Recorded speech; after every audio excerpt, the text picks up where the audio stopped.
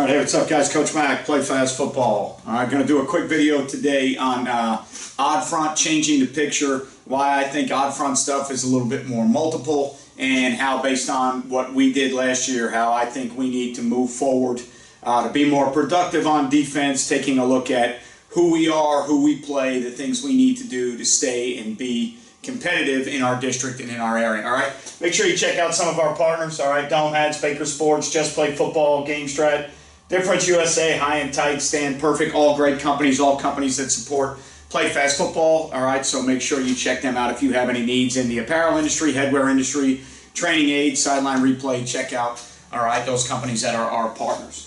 So the last couple of weeks we were talking about how we were a tight front team. This year we were a three-high safety team. Towards the end of the year we started playing more mint front, where we were sending a fourth rusher from the weak side while still playing a lot of our tight front stuff. And what I found out kind of through researching some of our own stuff and looking at what teams were doing to us, I think we were a little bit too static with the tight front. All right, so we set ourselves up in some situations where because we based out of the tight front or the mint front, and we were in it so often, that teams were able to set up their pin and pulls and what they wanted to do with leverage and how they wanted to attack, because we really didn't change the picture enough. Now, one of the reasons we didn't change the picture as often as we would have liked to, is based on the personnel that you have. We were just trying to get our kids to play the best defense possible, as consistent as possible, in the most reliable manner we could possibly do it. Okay, so we talked about how, we had a few returning starters up front, but we had a lot of new linebackers and guys at the safety positions that hadn't played a ton of safety for us, and some corners that were limited in reps, and the middle third high safety was not really a defensive player for us in the past. So on the back end, we had to keep things as similar and as easy as we possibly could to try and rep out the consistency that we needed in run fits and coverage. All right, so how we changed the picture up front, if that changed anything on the back end. So if our fronts changed our fits or our reads for our linebackers or anything along those lines, anything along those lines, we were a little bit reluctant, or I was a little bit reluctant to do it, because I also had a brand new staff. So I had a new defensive line coach, a new linebacker coach, my corners coach was the same, and then I was back and forth between safeties and linebackers. So I had 2 to 3 new coaches in positions that they had never been in, coaching with me in our system with what we were playing. So I was trying to keep things as consistent as possible. But again, what I found was, based on who we are, who we need to play, who we need to beat, we were a little bit too static in nature.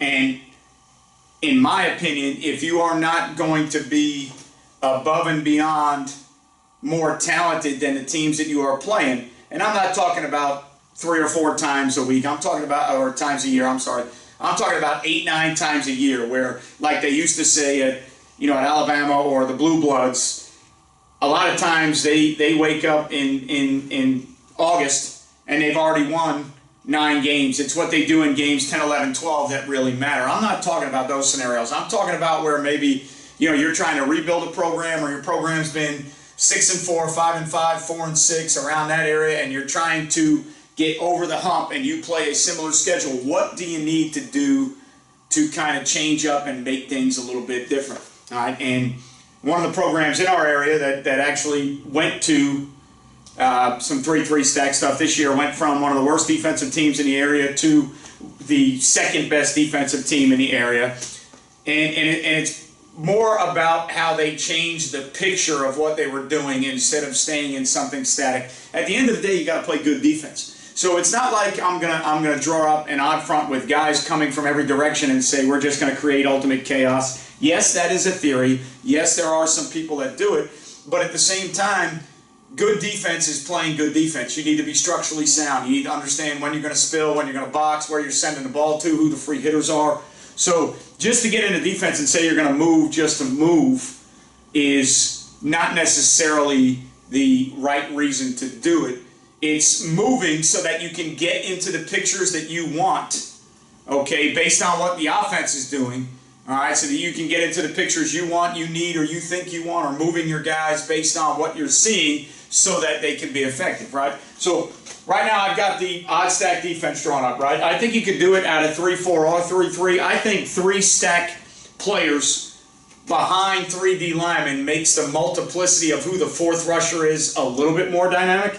I know in the 3-4 you can send a weak side jack, or you could send the Sam from the field, and you can do some different things. You can insert, versus one back stuff, the old insert where you'd insert an inside linebacker. A lot of times in a tight front you see it where the Mike or the Will or the Mac or the Whip, whatever you want to call them, they insert as the fourth rusher.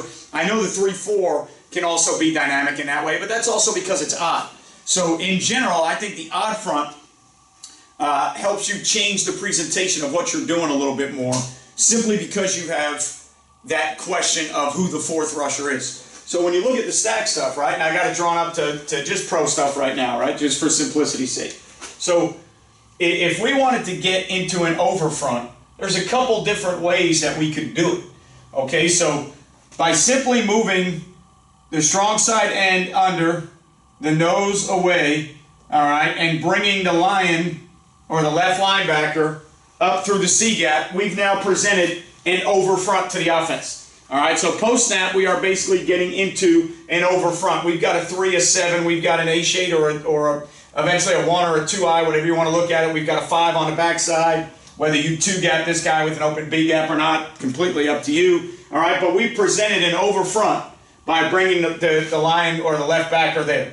We can present the same over front by leaving the end or slanting the end versus a tight end. We could bang or slam the end in as a 7, bring the left linebacker, all right, through the B gap outside the guard there, and now we presented a 3 technique and a 7 technique on the strong side with a shade or a 2-eye or a 1 technique away. Okay. From the other side, if we do the same thing, if we bring the nose away, all right, and we bring the anchor under, and we bring that right linebacker off the edge, we've now created an under front post snap. So we've now created a reduction defense, all right, where if we moved towards the tight end and we brought the linebacker from the weak side, we've now created a weak side reduction under front defense. So now we've got a 3 and a 5 to the weak side. All right, we've got ourselves a shade 5 technique on the strong side. All right, and however you want to play, depending on your personnel, if we walked him up into a 9 and played quarters behind it, now you're just looking at an old-fashioned under front defense. Okay, very similar to the other picture. If you left the anchor or the end on this side for us outside and brought that backer through, all right, through the B gap, you've got an under front. All right, so you're presenting a post snap under front in different ways. You could plug the mic. If I plug the mic weak side, I'm presenting an under front post snap. I'm presenting a 3. I'm presenting a 5 on the weak side with an A shade and a 5, okay, on the strong side if I plug the mic. If I wanted to present an old, like an old even front double A gap theory, and I plug the mic in that A gap, I've now created, all right, a double A gap with 2 open B gaps. So if you wanted to, let's just say for argument's sake, you're playing, some type of either read option team or some type of team that's going to give you a little bit more spread in nature. Okay, and let's say that you wanted to play an aggressive theory where you plug both A gaps, you've got open B gaps, and you want your open B gap ends to be 2-gap players, or you want to give them the ability to be 2-gap players where you tell them, hey, listen, all right, if you get any blocks that are out, I want you to go under and play the B gap, and the linebackers will scrape over the top. Any blocks that go down, I want you to squeeze and spill.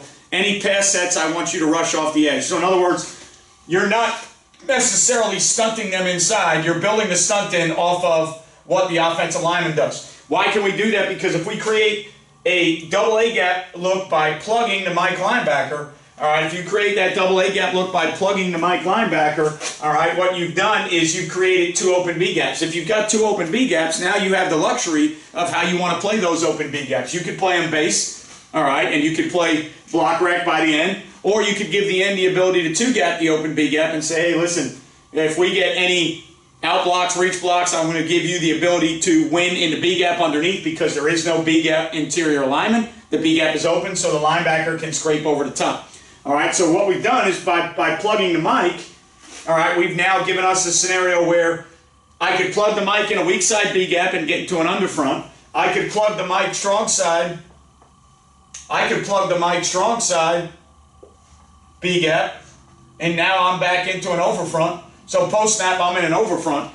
So I'm creating under fronts, I'm creating over fronts simply by bringing a multitude of different linebackers, one of the 3 stack linebackers, in different gaps. I can create the double A gap front by plugging the Mike in the A gap. So what I'm doing is I'm presenting multiple fronts, all right, in different ways post snap to the offense that they have to handle, because at the end of the day, what are we trying to do? If we are not playing great base defense as a, let's say, a 4-down team, or even if it was a 3-4 team, if our base techniques are not great and we're not playing great defense, or maybe the programs, you know, like when you look at the SEC, there's a pecking order of talent from top to bottom. Well, it's no different in high school football.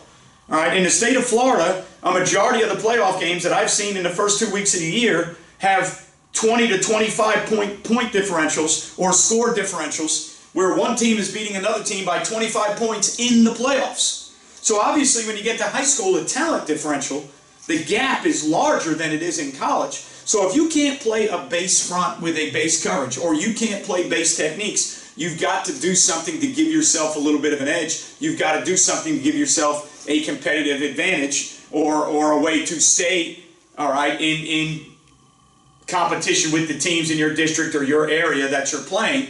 And a lot of times that might be odd front movement because it changes the picture. All right, so any one of those 3 stack backers gets me into over, gets me into under, gets me into double A gap. If I want to pinch the ends, all right, if I just pinch the ends, I'm now basically in tight front. So if I just pinch the ends, I'm now basically in, all right, a version of the tight front. Instead of having 4 eyes, I just pinched them into the B gap, and now we're playing 4 eyes. If it was a 1-back team, all right, and you wanted to play the 4-eye to the back like Iowa State and a lot of those teams do. If you wanted to play the 4-eye to the back, now you could just move away from the back, okay, move the end, all right, to the side of the back. If you wanted the 4-eye to the side of the back, the end to the side of the back goes B gap, all right, the end out there stays in a 5 technique. You can play behind the head of the center with the nose. Most odd teams will lag the nose, play behind the head of the center, or you could predetermine move the nose. If you were putting a 4-eye on this side, maybe you wanted the nose, all right, away from the back. Maybe there was something they showed that you wanted the A shade to the back and you wanted to close the A and the B gap.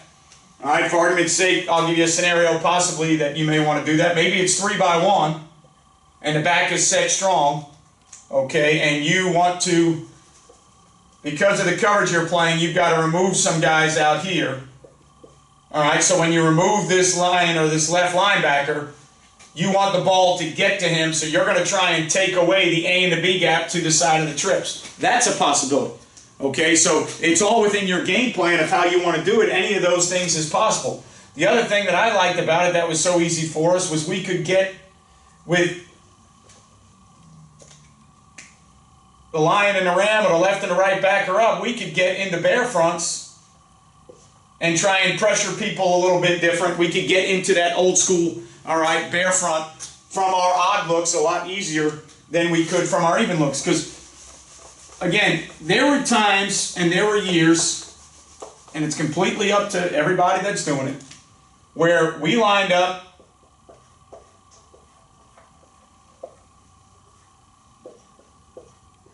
four hands down, over front, 7 technique, 3 technique, 2 eye, all right, weak side 5 technique, Mike, Will, strong safety, free safety, all right, weak side safety, corner, corner. There were times that we lined up, all right, in our 4-2-5 base defense. And how did we create movement? Line stunts, right? So this, you can certainly, I'm not saying that only the odd front can do these things. I'm just saying I think it's a little bit easier to change the presentation and make yourself more multiple. I could still 2-gap this anchor just like we talked about in the odd front defense. I could give him a 2-way go, all right, based off of the block rec or the stimulus from the offensive tackle. I could give him the ability, all right, what in our area, what's known as a Charlie stunt, or however you, it's Jimmy for Alabama, it's Jimmy and Pony. All right, but bottom line is the end will play the gap based on the block of the tackle. So you allow him to be successful based on the scheme that you think you're going to see. If you see a lot of stretch and you think you can beat it back door, he gets the stretch block, he can get inside to the B gap. If you want to make the ball go outside on ISO or base block theories, he gets the base block, he can go under. But if they pass set, you don't want him under because you don't want to loop the nose or do something different. So if he gets the pass set, he stays in the C gap. So he's playing the gap based on the block he's getting to give him the most success to defend the play he thinks he's seeing based on the stimulus, right? So we could do that. I could move the 3 post snap and the 1 or the 2-eye post snap, and now I'm in reduction defense under front. I could certainly do that. Okay? You could certainly do that. You could try, it's tougher as tight end teams, but you could do it. You could pirate the front side and bring these 2 under to get the ball to spill, all right, 1 gap further. You could twist these 2, penetrate, long stick him, and bring him under. So we played the 4-2-5. We've used line stunts. We've done multiple things. To me, I think it's just a little bit tougher to present multiple pictures from that even 4-2-5 front, 4-3 defense, whatever it is. All right, I think you still have stunts, you still have movements, you still have pressures. You can still be multiple, but I don't think you change the picture enough for the offense, whereas that head up, 2-way go, odd front, right away kind of changes the picture for the offense to where they've got to think about doing things a different way. Obviously, I could take the will, and I could take the will, I could bump the nose head up, bump the other end to a 3, bring the will up here and play bear. You can get to any front you want from any personnel group you want. To me, all right, the idea is, especially for us with where we are and what we're doing in our program, how can we put the most stress and pressure on the offense? How can we make that offensive coordinator prepare more? How can we force him, to kind of do some things differently that he can't just line up and do if we just line up and put a hand on the ground? If you can line up and put your hand on the ground and play 8-man front, 1 high defense, all right, and get after everybody and fit runs and cover 4 verticals and do all the things you need to do, versus curl flat or spacing. If you could do that with answers, obviously that would be what I would recommend, because the more you can play base defense, the more you can stay in that structure and be successful, the better chance you're going to have. Because when you start to move, there's going to be times where you move away from things. So I know in talking to my buddy who had success this year in the 3-3 stack after going back to it from where they used to be and where they were, and going from one of the worst defenses in the area to one of the to the second best defense in the area. He talked about he liked the ability to game plan based on sets. So they could plug or move to a sniffer versus 2-back. If they thought they were getting a lot of power or a lot of counter, they could choose to the sniffer, away from sniffer, where they wanted to plug. They could, versus 1-back stuff, they could choose to plug or move where they wanted to put the 3 technique or close the B gap, or where they wanted to keep the B gap open versus 1-back stuff. So again, you could do the same thing in even fronts. A lot of people set the front in even to the back, away from the back. That's not, brand new. It's not revolutionary or a new revelation, all right, in football. People have been doing it for years in even and odd, but the idea of changing the picture and the presentation while staying the same. Now, the only thing that I didn't talk about is now behind that, the coverages you're playing, you're going to have to understand how you're trying to play what you're playing, because if you change who that 4th rusher is, it changes who the guys in coverage are. All right, so if you're sending the left linebacker trying to play quarter, half, then the Mike had better understand he's got to be the guy that relates to 3. He's got to push when 3 pushes. If it's, if you're playing quarters 2 read, whatever it is, he's got 3 vertical. Okay, but if I send the Mike, if I plug the Mike, now that left linebacker, if he's on the strong side, has got 3 vertical. Okay, if I send the weak side linebacker as the 4th, now the Mike has got to drop away from the strong side because he's probably in coverage to the side of the guy that's coming. So from a coverage standpoint, all right, things are going to change a little bit because of you're changing who the 4th rusher is, which means in coverage, in your base coverages at least, you're going to change where your guys drop. And then also your gaps are going to change a little bit. So how you teach your run fits to your linebackers, whether you just teach them, open, closed, windows, doors, or whatever it is, however you want to teach your linebackers, so that when you start teaching the movements, they know, hey, A gap's open to me, B gap's open away. So if I get flow to me or away from me, I know how or where to fit. I know which windows should be open or which doors should be closed to go over the top. That is going to change. So for us, when we played the tight front and the mid front, what we tried to do is we tried to keep a picture that was so static, our linebackers could fit the same flows the same way, down in, down out, other than when we started to blitz and pressure. By being multiple, you're changing things for the offense, but you've got to do a better job of teaching as a defensive staff, and you've got to have kids that understand, because now that you are becoming a little bit more dynamic, so are the movements within your fits, your coverages. So, there's pros and cons. There's pluses and minuses to what you want to do and how you want to do it. But if you are a middle of the road or a team that is trying to get back to relevancy, again, if you are, you're not Alabama, you're not Clemson, you're not Georgia, although Clemson's down a little bit right now. You're not, the Blue Bloods, you're trying to make yourself relevant. So you're the South Carolinas and the Tennessees trying to fight your way back in. And you're the Pitt that's trying to get back to the top, and you're the Wake Forest trying to make your way to the top. You may have to look at, and again, this is just me giving you examples, not me telling those schools what to do. For us, 6-4, 4-6, 5-5, mediocre to average years, haven't won a district championship yet in my 6 years here, haven't made the true playoffs, although we made it last year in a COVID situation. Something's got to change. We've got to do something different. Okay, so we've gone from 3-3 stack, then we went back and tried to play tight front, mid front. We've played some 4-down stuff, okay, but we've got to find a way to be different. To roll every year in and out with the same, philosophy that's not getting us the results we want is just not smart, in my opinion. Now, the back end, we won't change very much because I think there's too much going on. I love, our coverage structures. I love being a quarters-based team. I love being a split field coverage team. So we're going to try not to change that much. But how we present the front and how we fit runs off of those presentations is something that we're going to have to look at because we struggle to stop the run. All right, so hopefully this helps you understand a little bit why I think odd is a little bit more dynamic than even. Again, I don't prefer one or the other depending on where I'm at. I played them both. We played 4-2-5 with a lot of success. I played 3-4 field stuff with some success. I played 3-3 stack, had some success, played some decent games this year in tight front, 3 high.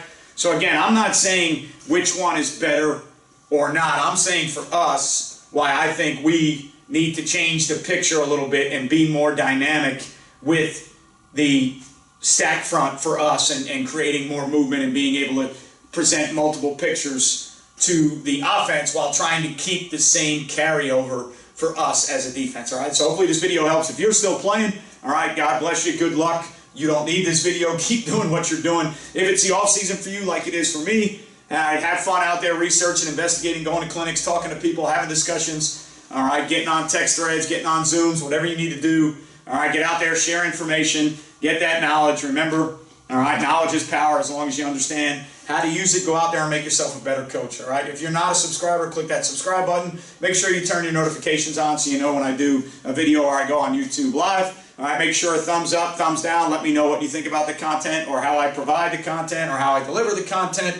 Leave a message if I can do anything that you are talking about in the message about a certain video. I know I got some comments about somebody wanted to see a video of 4-3 with a wide 9 technique, and somebody wanted to see a 4-3 video. If there's anything that I can do a video on and I think I can do the video justice, I'll do it.